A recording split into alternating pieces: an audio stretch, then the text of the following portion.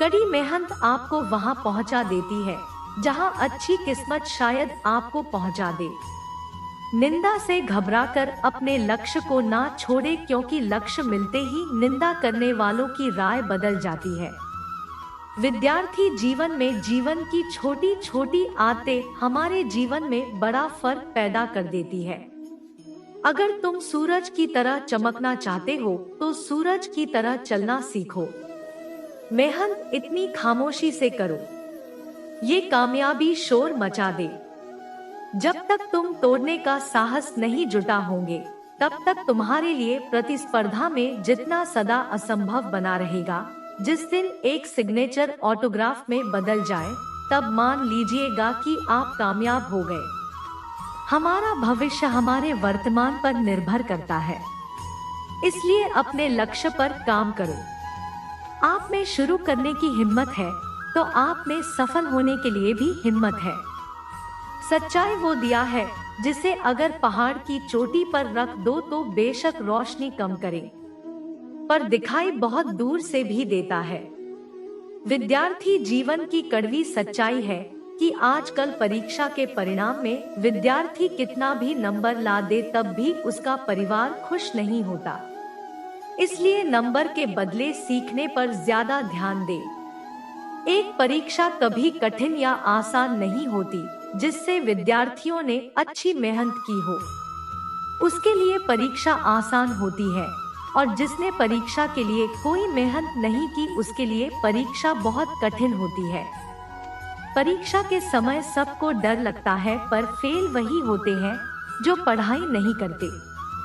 सफल और असफल विद्यार्थी में केवल देखिए फर्क होता है। एक सफल विद्यार्थी शिक्षा के अलावा किसी और चीज पर ध्यान नहीं देता, जबकि असफल विद्यार्थी शिक्षा के अलावा सब पर ध्यान देता है। अगर आप अपने रूम में सबसे होशियार विद्यार्थी हैं, तो आप गलत रूप में हैं या गलत।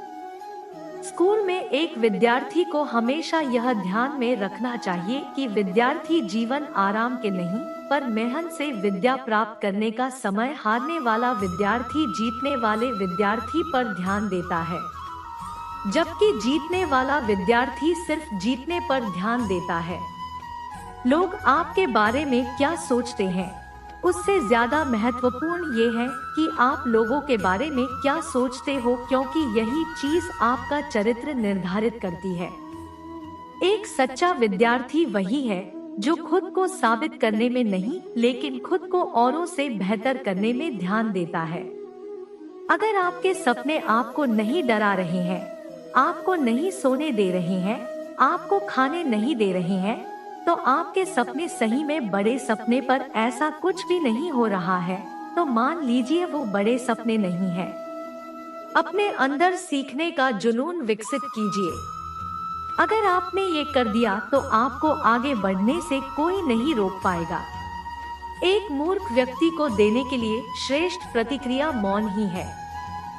महत्वाकांक्षा के बिना बुद्धिमानी ऐसी ही है जैसे पर के बिना एक पक्षी। अगर आप वो नहीं कर रहे हैं जो आपको पसंद है, इसका मतलब ये है कि आप अपना समय बर्बाद कर रहे हो।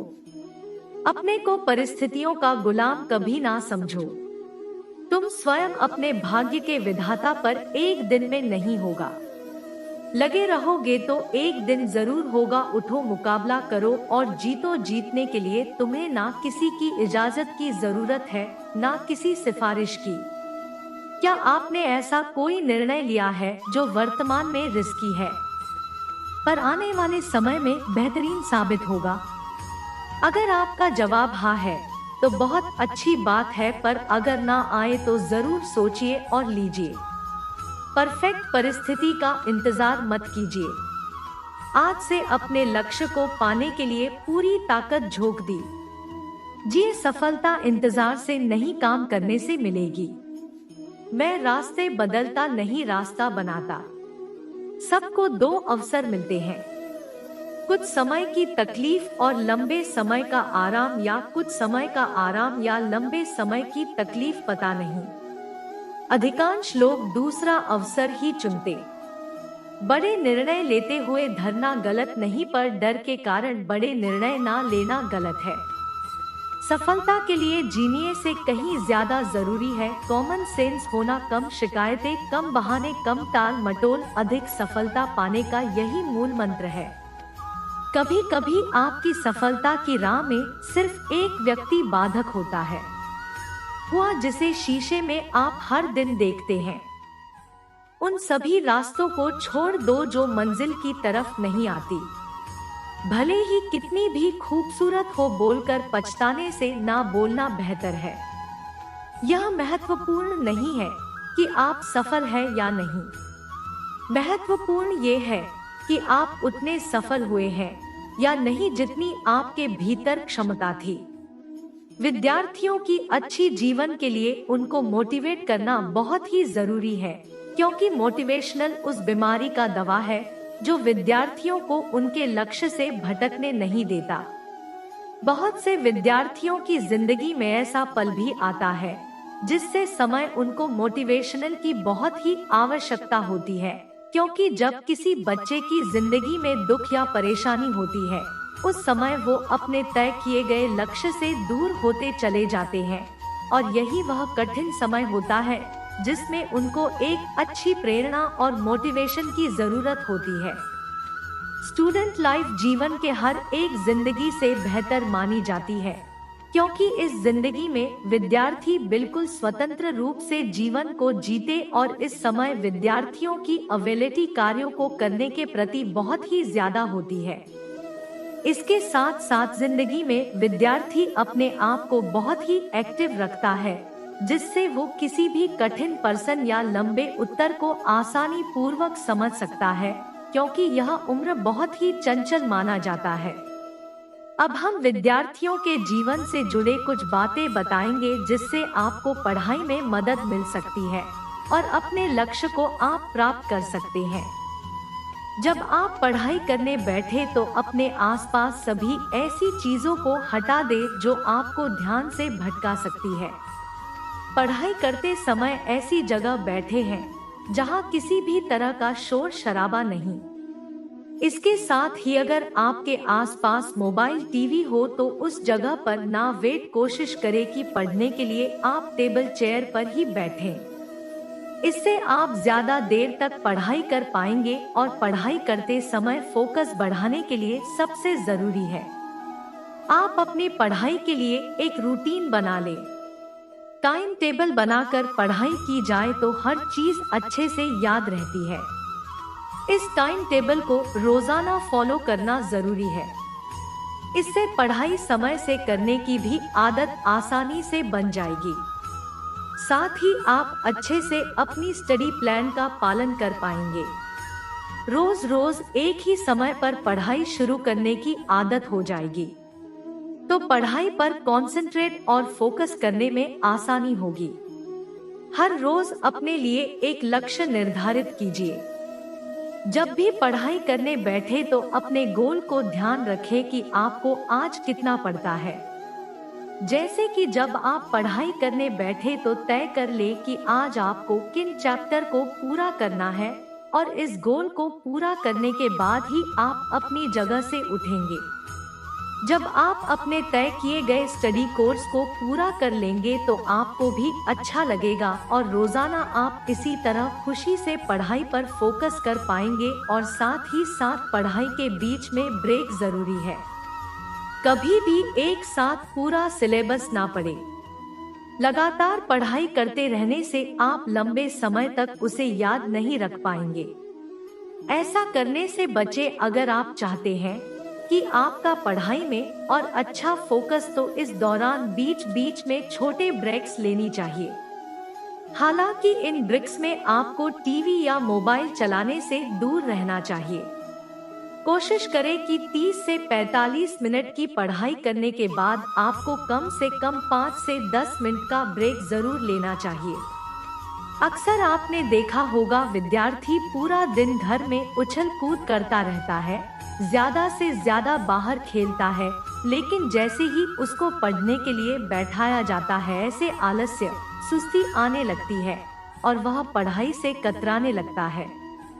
आपने सुना होगा जो समय के साथ चलता है वह पूरी दुनिया जीत सकता है। समय एक ऐसा चक्र है जो रंग को राजा और राजा को रंग बना सकता है। इसलिए समय के महत्व को समझिए और उसका उपयोग कीजिए, दुरुपयोग नहीं। ये फिर लौटकर नहीं आने वाला है।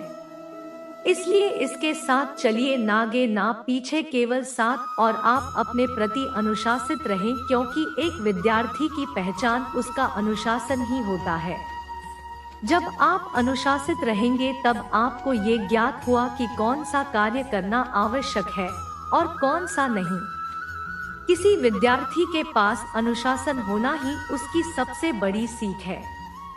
आपको सोचकर परेशानी हो रही होगी कि आखिर ये मैनेज कैसे होगा। जाहिर सी बात है, परेशानी तो होगी, क्योंकि इससे भी आपको ही मैनेज करना होगा।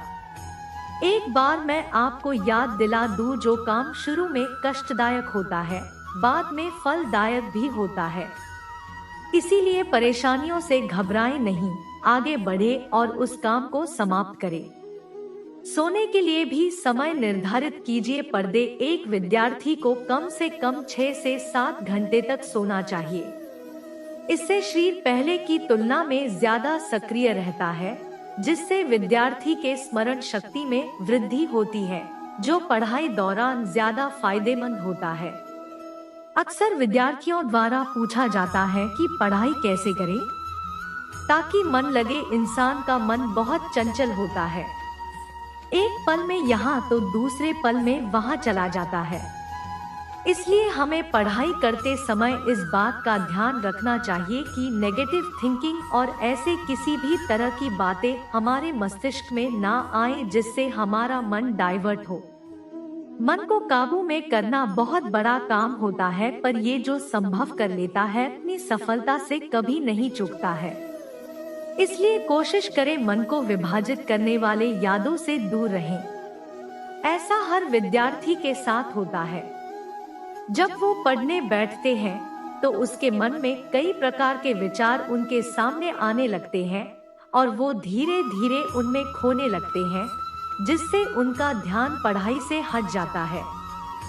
बढ़ते कुछ है, दिखाई कुछ और देता है। इसका मुख्य 2 वजह होता है। पहला, उस समय पढ़ने में रुचि नहीं है, और दूसरा, बहुत चिंतित हूँ।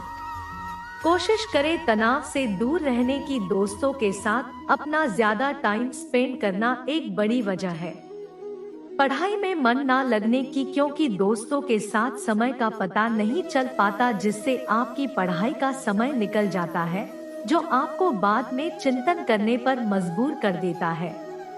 सिर्फ सोच इतनी शक्तिशाली होती है जो सही और गलत में भेद कर सकती, जो व्यक्ति को ऊपर उठा सकती है और नीचे गिरा सकती। संसार के सबसे महंगे पुस्तक, सबसे बड़ा प्रेरणा और मूल्यवान विचार आपके अंदर 1% का भी परिवर्तन नहीं ला। दूसरों की मदद करते हुए यदि दिल में खुशी है तो वही सेवा है, बाकी सब दिखा पाए। आपके जीवन में कुछ ऐसे नियम जरूर होने चाहिए जिनसे आप किसी भी कीमत पर समझौता नहीं करेंगे।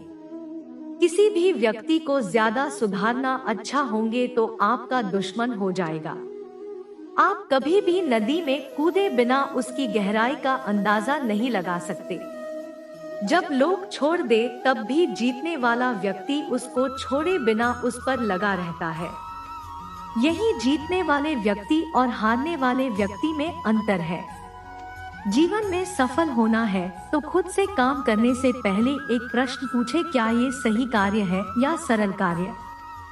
सफलता के लिए कोई एलिवेटर नहीं है, आपको अपने आप ही सीढ़ियां चढ़नी होंगी। 3 चीजों को बदलना बहुत जरूरी है। बहनों को अपने प्रयत्नों से, आलस को निश्चय से और समस्या को मौकों से, परिवर्तन और संघर्ष से सिर्फ एक कायर इंसान ही डरता है। सफल और हिम्मतवान व्यक्ति नहीं, अनुशासन ही सिद्धि और लक्ष्य को जोड़ने वाला पुल है। आपको सफलता चाहिए तो आपको उसकी कीमत के लिए भी तैयार रहना होगा। अगर आपको सफल होना है, वो आपके विद्यार्थी जीवन में हो या फिर आपके जीवन में, तो सिर्फ 2 शब्द जान लीजिए, वह है अभी। जो करना है वो अभी करें। एक दिन की बात है, दो मित्र सोहन और मोहन अपने गांव के मंदिर की सीढ़ियों पर बैठकर बातें कर रहे थे। इतने में एक तीसरा व्यक्ति जतिन उनके पास आया और उनकी बातों में शामिल हो गया। तीनों दिन भर दुनिया जहां की बातें करते रहे, कब दिन डाला कब शाम हुई, बातों बातों में उन्हें पता ही नहीं चला। शाम को तीनों को भोग लग गई। सोहन और मोहन के पास क्रमशः 3 और पास रोड थी, लेकिन जतिन के पास खाने के लिए कुछ भी नहीं था। सोहन और मोहन ने तय किया कि वो अपने पास की रोटियों को आपस में बांटकर खा लेंगे। जतिन उनकी बात सुनकर प्रसन्न हो गया, लेकिन समस्या यह खड़ी हो गई, कुल 8 रोटियों को तीनों में बराबर कैसे बांटा जाए। सोहन इस समस्या का समाधान निकालते हुए बोला, हमारे पास कुल 8 रोटियां हैं। हमें इन सभी रोटियों के 3-3 टुकड़े करते हैं। हमारे पास कुल 24 टुकड़े हो जाएंगे। उनमें से 8-8 टुकड़े हम तीनों खा लेंगे। जतिन को यह बात जंच गई और तीनों ने वैसा ही किया। रोटियां खाने के बाद वो तीनों उसी मंदिर की सीढ़ियों पर सो गए, क्योंकि रात काफी हो चुकी थी। रात में तीनों गहरी नींद में सोए और सीधे अगली सुबह उठे। सुबह जतिन ने सोहन और मोहन से विदा ली और बोला, मित्रों, कल तुम दोनों ने अपने रोटियों में से तोड़कर मुझे जो टुकड़े दिए, उसकी वजह से मेरी भूख मिट पाई। इसके लिए मैं तुम दोनों का बहुत आभारी हूँ। ये आभार तुम्हें कभी नहीं चुका पाऊंगा, लेकिन फिर भी उपहार स्वरूप में तुम दोनों को सोने की ये 8 गिन्नियां देना चाहता हूँ। यह कहकर उसने सोने की 8 गिन्नियां उन्हें दे दी और विदा लेकर चला गया। सोने की गिन्नियां पाकर सुअर मोहन बहुत खुश हुई। उन्हें हाथ में लेकर सोहन मोहन से बोला, आओ मित्र, या 8 गिन्नियां आधी आधी बांट लें। तुम 4 गिन्नी ले लो और मैं 4 गिन्नी ले लेता हूँ। लेकिन मोहन ने ऐसा करने से इनकार कर दिया। वो बोला, ऐसा कैसे? तुम्हारे 3 रोटियां थी और मेरी 5 मेरे रोटियां चाहती थी, इसलिए मुझे ज्यादा गिन्नियां मिलनी चाहिए। तुम 3 गिन्नी लो और मैं 5 लेता। इस बात पर दोनों में बहस छिड़ गई। बहस इतनी बड़ी, मंदिर के पुजारी को बीच बचाव के लिए आना पड़ा। पूछने पर दोनों ने एक दिन पहले का किस्सा और सोने की गिन्नियों के बाद पुजारी को बता दी। साथ ही उसने निवेदन किया कि वो कोई निर्णय ले, जो भी वो निर्णय करेंगे उन्हें स्वीकार होगा। ये तो पुजारी जी को मोहन की बात ठीक लगी, लेकिन वो निर्णय में कोई गलती नहीं करना चाहते थे। इसलिए बोले, अभी तुम दोनों यज्ञ मेरे पास छोड़ जाओ। आज मैं अच्छी तरह सोच विचार कर लेता हूँ। कल सुबह तुम आना, मैं तुम्हें अपना अंतिम निर्णय बता दूंगा। सोहन और मोहन सोनी के गिरने या पुजारी जी के पास छोड़कर चले गए। देर रात पुजारी जी गिन्नियों के बंटवारे के बारे में सोचते रहे, लेकिन किसी उचित निष्कर्ष पर नहीं पहुंच सके। सोचते सोचते उन्हें नींद आ गई और वो सो गए। नींद में एक सपना आया। उसे सपने में भगवान दिखाई पड़े। सपने में उन्होंने भगवान से गिन्नियों के बंटवारे के बारे में पूछा तो भगवान बोले, सोहन को 1 गिन्नी मिलनी चाहिए और मोहन को 7। यह सुनकर पुजारी से हैरान रह गए और पूछ बैठे, ऐसा क्यों?